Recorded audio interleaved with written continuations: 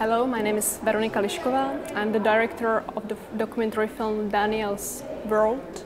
Daniel's World is a portrait of 25-year-old aspiring writer who was born with very uneasy sexual orientation.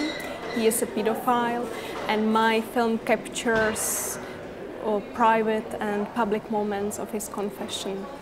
And it's also a story of forbidden love, which can be, in fact, never fulfilled. Hello, I'm Zdenék Holý. I'm the producer of Danielův SVÉT, and it's the film about one man who never abuses child. So it means that not all pedophiles are abusers of child. Tenkrát mi úplně zvláštně otevřelo oči, že se nemusím bát nebo stydět se vůbec na dítě podívat. Nebo se mu kouknout do očí, nebo se na něj usmát. Takové věci do té doby pro mě byly skoro nemyslitelné. Prostě myslel jsem si o sobě, že se musím dětem úplně vyhýbat. Po tomhle setkání jsem se taky rozhodl, že se chci přidat k pedofilní komunitě a nabrat takových zkušeností víc. Pak mi kontakt s pedofily vlastně pomohl víc než ta návštěva samotného sexuologa. Welcome to the Berlinale and to the Teddy Awards too, and thank you so much for bringing this film, which after I watched it I was really struggling with how I can approach you in this interview, and it brought up, of course, I guess with a lot of viewers, a lot of moralistic questions, and we also had in Germany a big issue with a politician recently that was dealing with I don't want to say the same thing. Yeah, Edati. It's and then again, when I was thinking about this affair we had in Germany, you know, it's such a complex, because I don't really think you can compare these two men, but it definitely has deals with pedophile and like the questions around it. And my first question is a really simple question: how did you get into touch with that topic and then with this man, Daniel? I think that Zdeněk should start with the answer. As the producer, yeah. Yes, because I addressed Veronika with this topic. I told her if she's willing to do a documentary about good pedophile, if we can say it that way. Yeah. So I addressed her, and I'm very happy, and for many years after she said yes. So this is the beginning of the story, or the beginning of the story is maybe that one night I was watching TV news, night news, and there was a story or more news about criminal pedophile who committed terrible crime, and I told myself, okay, I know this story. I heard it so many times before. So maybe there's at least one pedophile who never committed a crime. And we didn't know anything about how many never commit crimes, so we get known this fact during research. So I addressed Veronika because she's a really sensitive director, and I was quite sure that she can present pedophile as a human being, because most of the society consider them as not being human beings. Yeah, so that was the reason I addressed Veronika, and I'm really happy she agreed to do the movie. So how did Yeah, I just wanted to say that, of course, that I'm happy that Zdeněk approached me with this idea, but at the time when he called me for the first time, I wasn't happy at all, or I can't say that I wasn't happy, but I was very, very surprised. And to be honest, at the beginning I couldn't imagine that I would direct a film on this topic, because I was full of stereotypes. I have complete lack of information on the issue. So it took me a while to think it through, and just I had to make some initial research just to be sure that I would be able to refer to the topic, and that even I would be willing to refer to the topic, because before that I already, in my head, pedophile equaled child molester. I didn't know that people are just born with this orientation, and that most of them never molest children, that there are many like non-criminal pedophiles, and I didn't know that people who often molest children are in fact no pedophiles. These are people with very often heterosexuals who are twisted in minds, who have problems with their personalities, and unfortunately, child is very often just the easiest target to approach. Because another question I had immediately is like, where do you begin to pathologize it in a way, like label it as a disease or like a psychiatric disorder or something, and where is it? How do you define that? How do you label that? Can you label it? I think there's no consensus about this even within the sexologists, within the professionals, because one thing is that it's obvious that people are born with this orientation. So, and the question is, shall we classify it really as a disease, or? Because this is how the entire debate around homosexuality began too. You know, at first you had it labeled as a disease, and there's a really important thing that disease is defined that you have some physical or psychological disorder that you are not able to live a sufficient life with. So if you are able to live a sufficient life, then it shouldn't be considered as a disease. So if you find a pedophile who can have normal life with his preferences, sexual preferences, then it shouldn't be disease. So but what does it mean to have a normal life? Because once you begin to live it, in a way, your life can become very quickly abnormal, or abnormal in terms of... Let's say not to commit suicide, let's say not to live life under permanent depression, just to be able to live a life without having, of course, normal sexual life, without having relationships, but to be able to survive. And not abuse children. Behave in a legal way, and have a life when you don't need to be on therapy, you don't need to be all the time on drugs or something like this. Some sexologists in Czech Republic, they started to refer to pedophilia not as to sexual orientation, but as to sexual variation. Well, I think that I should leave this in their hands because they are professionals. But you know, it's not easy topic to approach, and in fact that there's a lack of data, a lot of statistics, because people usually don't come out easily, and they don't say openly that they are pedophiles. So it's hard to collect data and just to make some proper research.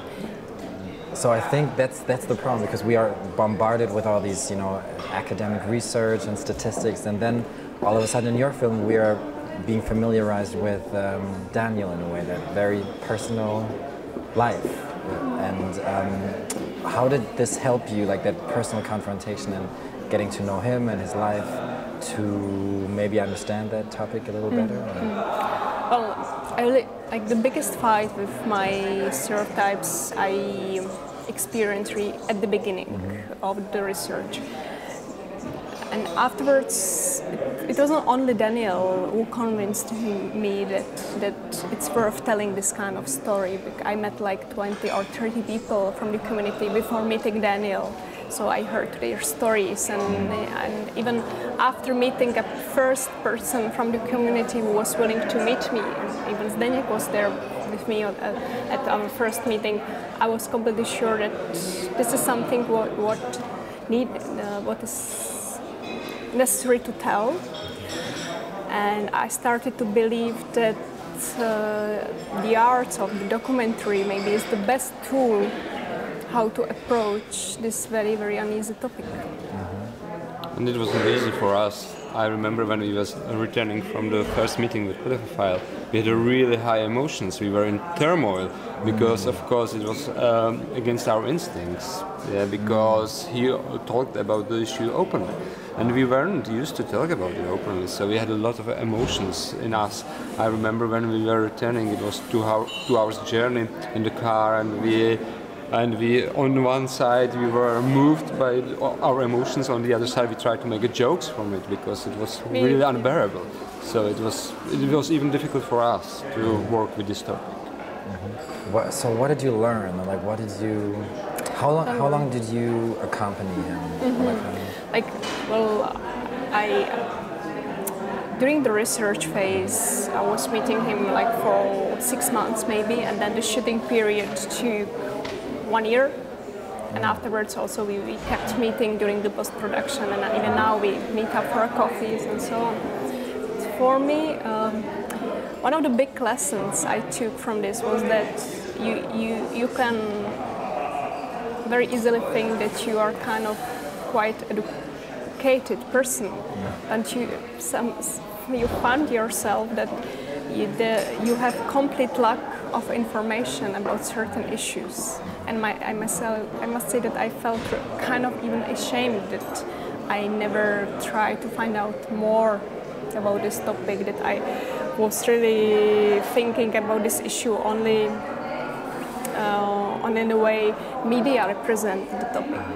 So that was one thing. Of course, it was also, I went through very personal fight with my own stereotypes, and I cannot say that I now feel 100% comfortable when I, for example, hear people from the community making even very fragile jokes about children and so on. It's still something hard for me to accept, because of course the children is really something, child something we should protect the most.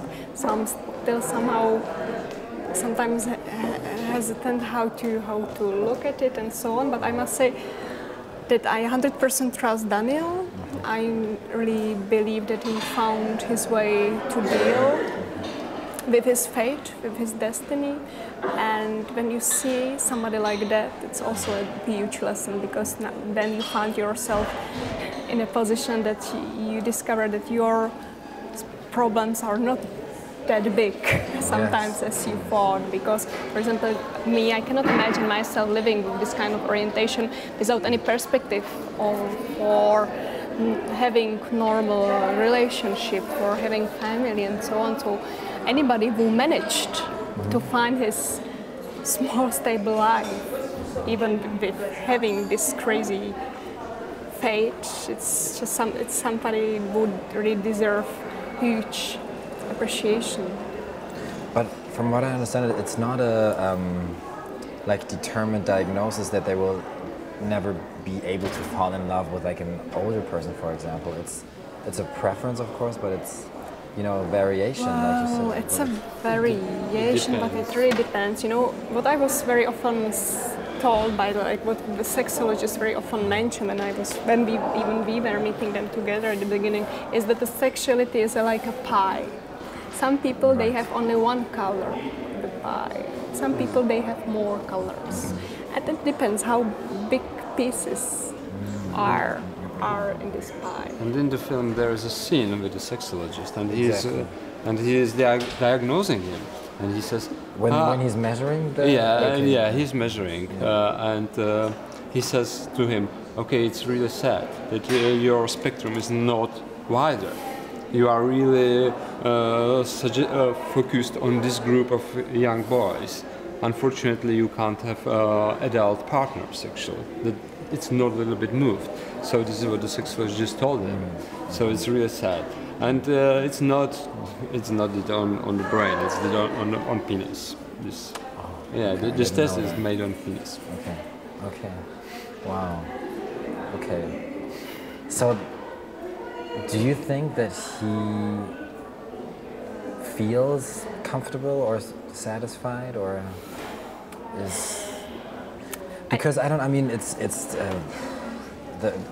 if you don't live your sexual, it's a really high risk of depression, and there's frustration, and how do you participate in life? I think it's a fight for whole life. In the film he says, okay, I found my way how to live without normal sexual life. But of course, it's an issue. Yeah, I think that sexuality is one thing. Another thing is living without a partner, without having a real relationship. You know, so there are many things, and I think this is, you know, it's really a fight for whole life, just to be able to overcome this and to at least to have your small moments or happiness, even without without the the relationships and sexual life, and which are very important things for most of us. This is going to be easier for him. As he's getting older, and the desire won't be so strong, so it's good for him to get older. Just as to conclude, what is the reaction of the audience? Like, how do people react to it? What do they ask? I must say that we were both quite surprised, even after the first screening in our country, like that the reactions were extremely positive. We had the Czech premiere at Jihlava International Documentary Film Festival, and we won their audience award, which was something we completely didn't expect. So the reactions were very, very positive. Usually when we meet negative reactions, these are the reactions of people who haven't seen the film yet, so who have problems with the topic itself. But afterwards, usually when people convince themselves to see the film, they are more positive, and of course very often they have to swallow the topic. They don't come to you immediately after the screening and say, oh, this is a great film, thank you, but very often they come and say, thank you that you made me think. And this is something I really appreciate. Great, thank you so much for bringing this film and kind of like stirring a new discussion or like a more public discourse around that. Okay. Thank you. Thank you so much. Thank you. Thank you for the interview.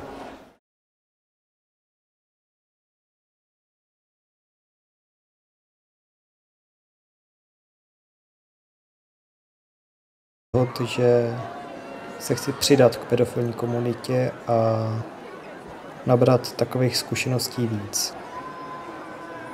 Pak mi kontakt s pedofily vlastně pomohl víc než ta návštěva samotného sexuologa. Welcome to the Berlinale and to the Teddy Awards too, and thank you so much for bringing this film, which after I watched it I was really struggling with how I can approach you in this interview. And Hello, my name is Veronika Liskova. I'm the director of the documentary film Daniel's World. Daniel's World is a portrait of 25-year-old aspiring writer who was born with very uneasy sexual orientation. He is a pedophile, and my film captures private and public moments of his confession. And it's also a story of forbidden love, which can be in fact never fulfilled. Hello, I'm Zdenék. It brought up, of course, I guess with a lot of viewers, a lot of moralistic questions, and we also had in Germany a big issue with a politician recently that was dealing with I don't want to say the same thing. Yeah, Edati. It's and then again, when I was thinking about this affair we had in Germany, you know, it's such a complex, because I don't really think you can compare these two men, but it definitely has deals with pedophile and like the questions around it. And my first question is a really simple question: how did you get into? Holý, I'm the producer of Danielův SVÉT, and it's the film about one man who never abuses child. So it means that not all pedophiles are abusers of child. Tenkrát mě úplně zvláštně otevřelo oči, že se nemusím bát nebo stydět se vůbec na dítě podívat. Nebo se mu kouknout do očí, nebo se na něj usmát. Takové věci do té doby pro mě byly skoro nemyslitelné. Prostě myslel jsem si o sobě, že se musím dětem úplně vyhýbat. Po tomhle setkání jsem se taky rozhodl. With that topic and then with this man, Daniel. I think that Zdeněk should start with the answer. As the producer, yeah. Yes, because I addressed Veronika with this topic. I told her if she's willing to do a documentary about good pedophile, if we can say it that way. Yeah. So I addressed her, and I'm very happy, and for many years after she said yes. So this is the beginning of the story, or the beginning of the story is maybe that